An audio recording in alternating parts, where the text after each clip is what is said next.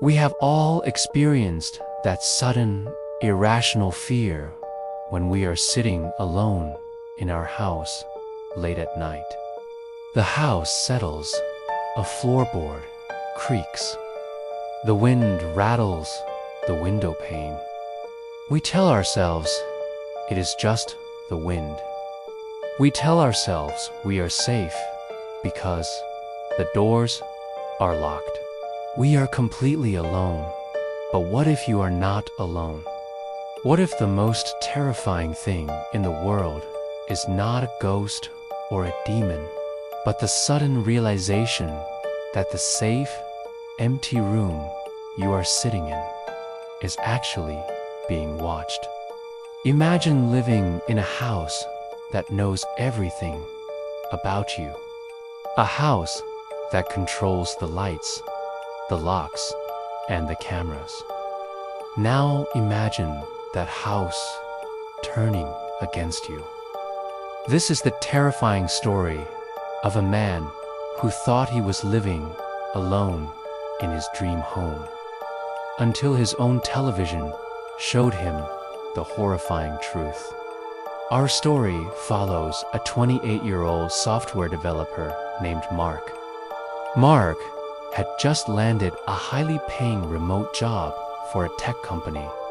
Because he could work from anywhere, he decided to leave the crowded, noisy city of Seattle and move to somewhere quiet. He found the perfect place. It was a newly renovated, ultra-modern smart home located on the edge of a dense, isolated pine forest in the Pacific Northwest. The nearest neighbor was over a mile away. For Mark, this was paradise.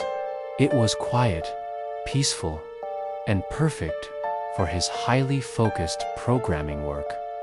The house was a technological marvel. Everything was connected to a central, smart hub. The thermostat, the electronic deadbolts on the front and back doors, the motion sensor light, and the security cameras covering the outside perimeter. Mark controlled his entire house through a custom application on his smartphone. For the first 3 weeks, life was absolutely perfect.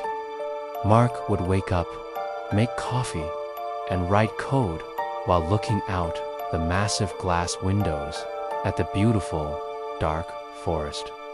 But in the 4th week, the glitches began. It started with small things that were easy to explain away. Mark would go to bed at midnight, asking the smart speaker to turn off all the lights. The house would go completely dark. But when he woke up at 3 a.m. to get a glass of water, he would find the kitchen pendant lights turned on to their maximum brightness. He checked the logs on his smart home app. The app showed that the command to turn on the kitchen lights had been triggered from inside the house network at 2:14 a.m. Mark was confused, but as a software developer, he knew that code could be buggy. He assumed it was a server error or a glitch in the automated routine. He updated the firmware and brushed it off. A few days later, things escalated. Mark was sitting in his home office at 2 p.m., fully absorbed in his work, wearing noise-canceling headphones. He happened to glance at his phone resting on the desk. A push notification had just popped up on the screen. It read, "Front door unlocked." Mark froze. He took off his headphones and listened. The house was dead silent. He opened the app. It showed the electronic deadbolt on the heavy wooden front door, had been disengaged. He slowly walked out of his office and down the hallway to the entryway. The door was closed, but when he pushed the handle, it opened easily. It was indeed unlocked. Mark immediately checked the outdoor security camera feed. The camera pointed directly at the front porch. He watched the recording from the last 5 minutes. The porch was completely empty.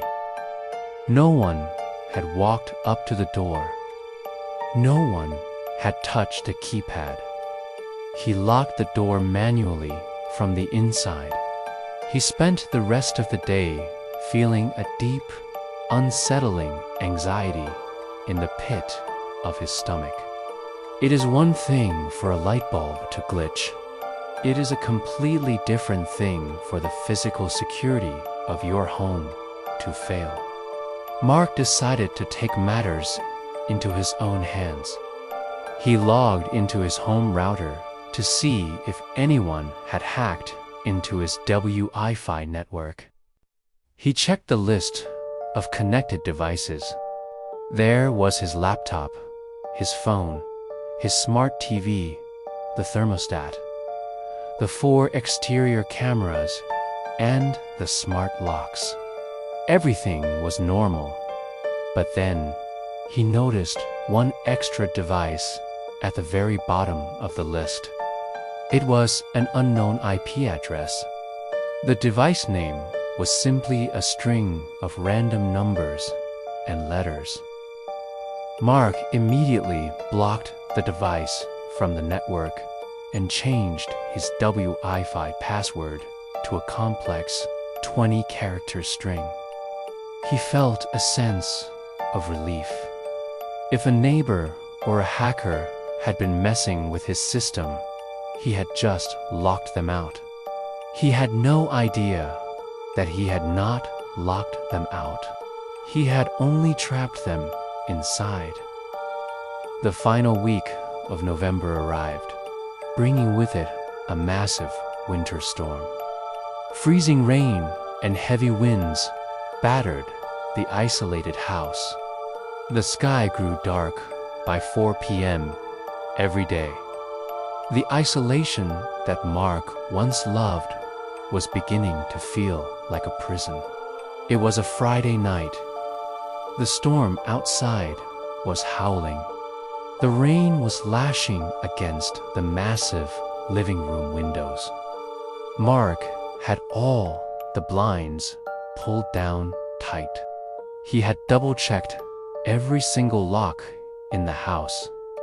He was sitting on his large L-shaped couch in the center of the living room, wrapped in a blanket, watching a movie on his massive 75-inch smart TV. The only light in the house was the bright, colorful glow coming from the television screen. The rest of the house was swallowed in deep, heavy darkness. It was exactly 1:43 a.m. Mark was half asleep, his eyes heavy. The movie was nearing its end. Suddenly, the audio on the television completely cut out. The living room was plunged into the dead silence of the house, broken only by the aggressive sound of the rain hitting the roof. Mark sat up, confused. He grabbed the remote and pressed the volume up button. Nothing happened. Then the movie vanished. The massive 75-inch screen was instantly replaced by pure, blinding white static. The harsh, crackling sound of white noise blasted through the speakers at maximum volume. Mark panicked, pressing the power button on the remote over and over again. The TV would not turn off. He stood up to pull the power plug from the wall.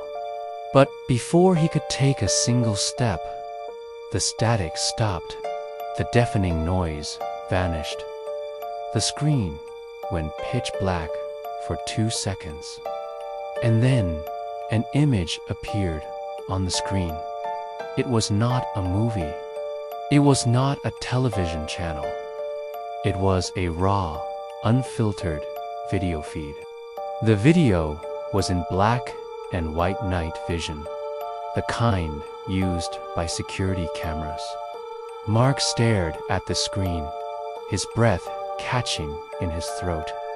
The camera angle was positioned high up, looking down from the top right corner of a room. Mark looked at the layout on the screen. He saw a coffee table.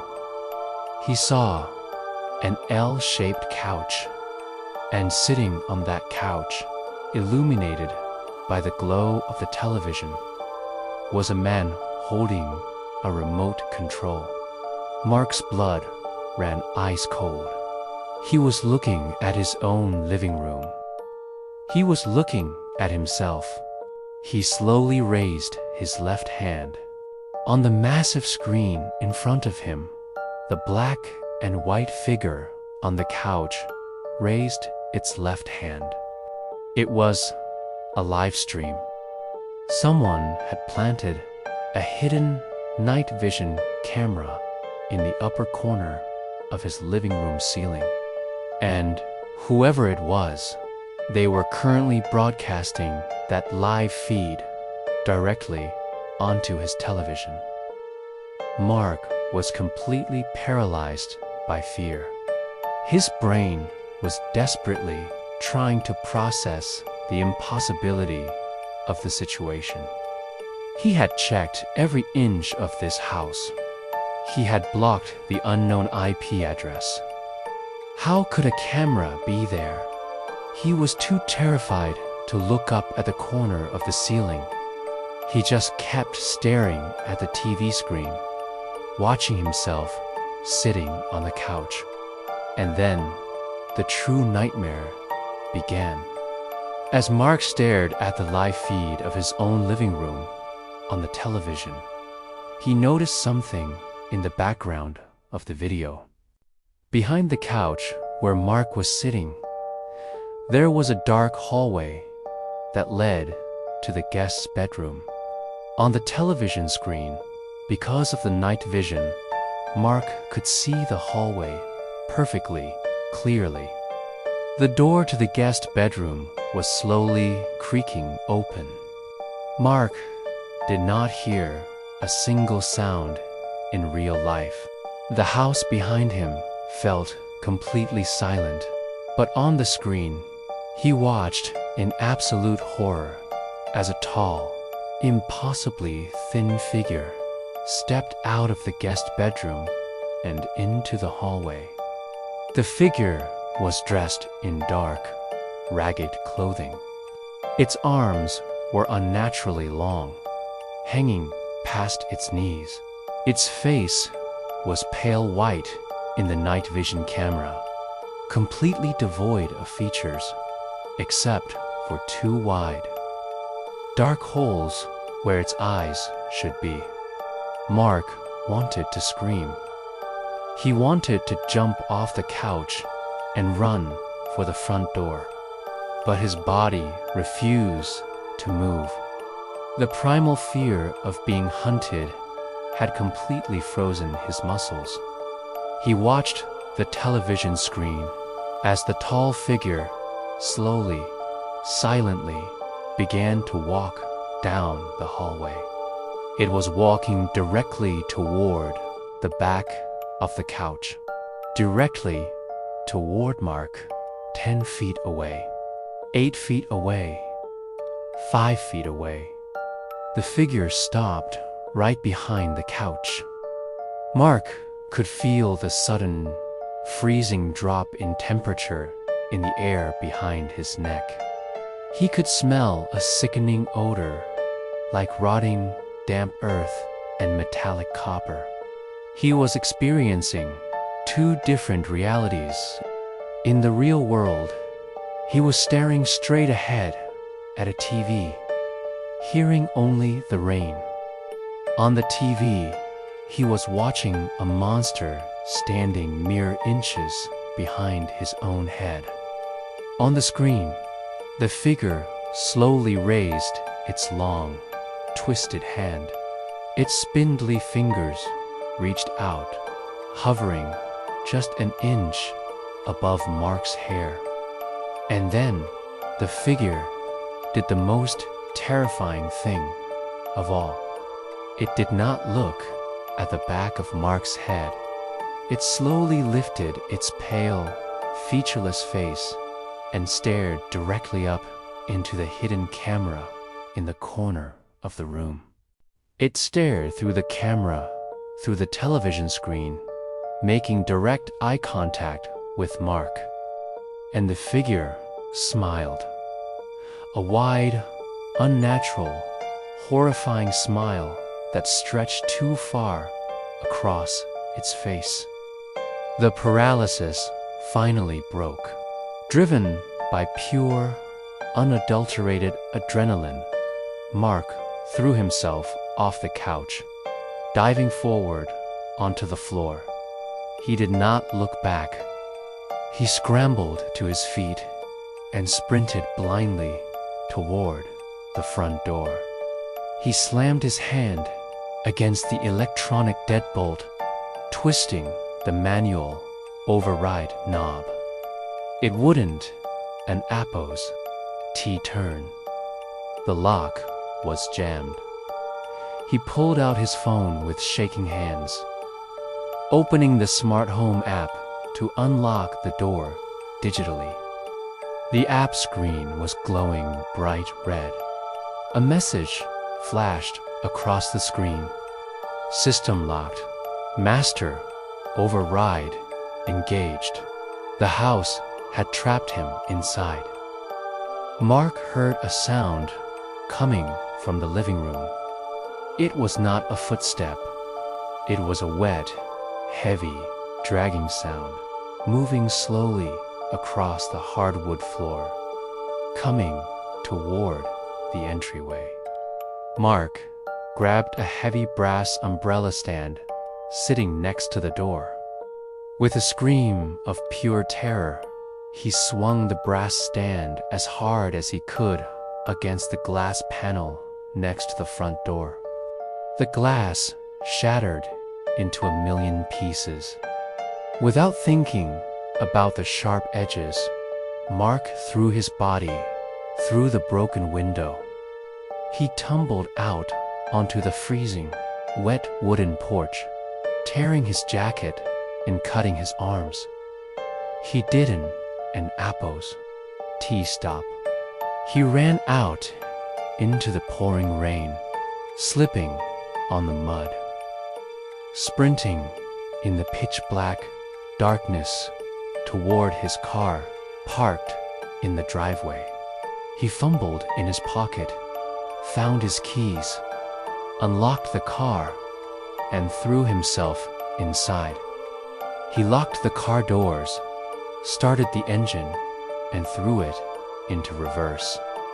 As the headlights swept across the front of the modern, beautiful smart home, Mark looked up at the large living room window. Standing in the window, illuminated by the faint glow of the television inside, was the tall, impossibly thin figure.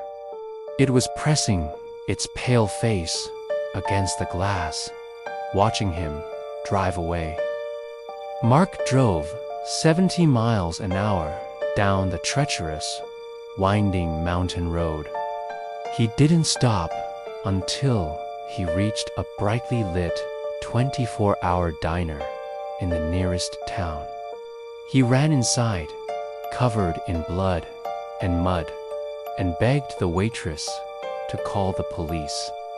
When the local sheriff's department arrived at the house the next morning, they found the front window shattered, just as Mark had described. They drew their weapons and carefully cleared every single room in the massive house. they found absolutely nothing. The house was completely empty. There was no sign of forced entry, other than the window Mark had broken. The guest bedroom was undisturbed. When Mark finally returned to the house, accompanied by 3 armed officers, he immediately pointed to the upper corner of the living room ceiling. An officer set up a ladder and climbed up to inspect the corner. Hidden behind a small ventilation grate, the officer found a tiny, highly advanced micro camera. It was a professional-grade piece of surveillance equipment. But when the police technician examined the camera, the mystery only became more terrifying. The camera was not wired to the house's electrical system. It did not have a battery inside it, and it possessed no wireless transmission capabilities. According to the laws of technology and physics, the camera was completely dead. It was a piece of useless metal and glass. It was physically impossible for that camera to record a video, let alone broadcast a live night vision feed directly to the smart television. The police launched a full investigation, but it yielded 0 results. The unknown IP address on Mark's router was traced to a dead server in a foreign country. No fingerprints were found in the house. No footprints were found in the mud outside, despite the heavy rain. Mark never spent another night in that house. He broke his lease, packed whatever belongings the police could bring out to him, and moved back to a crowded apartment building in the city. He threw away his smartphone. He refused to buy a smart TV.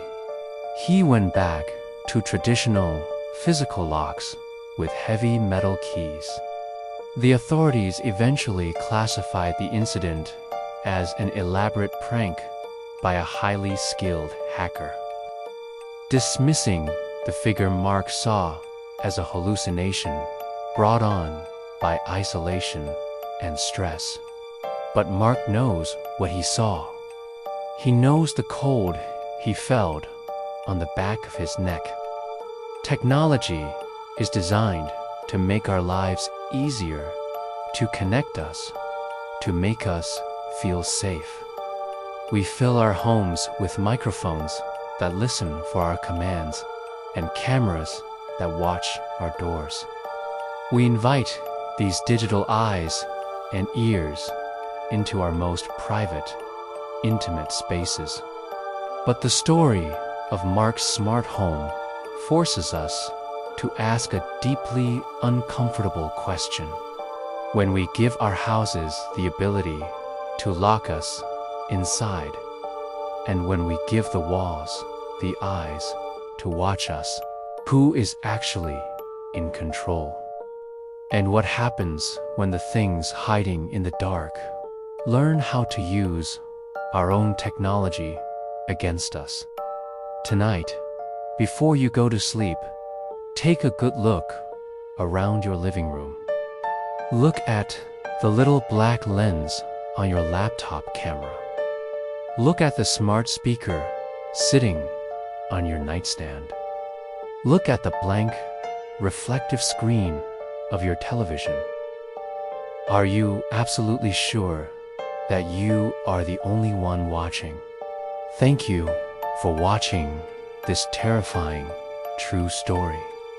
If you found yourself looking over your shoulder while listening, please hit that like button and subscribe for more deep dives into the unknown. What would you do if you saw yourself on a live feed in your own home? Let me know your survival plan in the comments below. Stay safe, unplug your devices, and I will see you in the next mystery.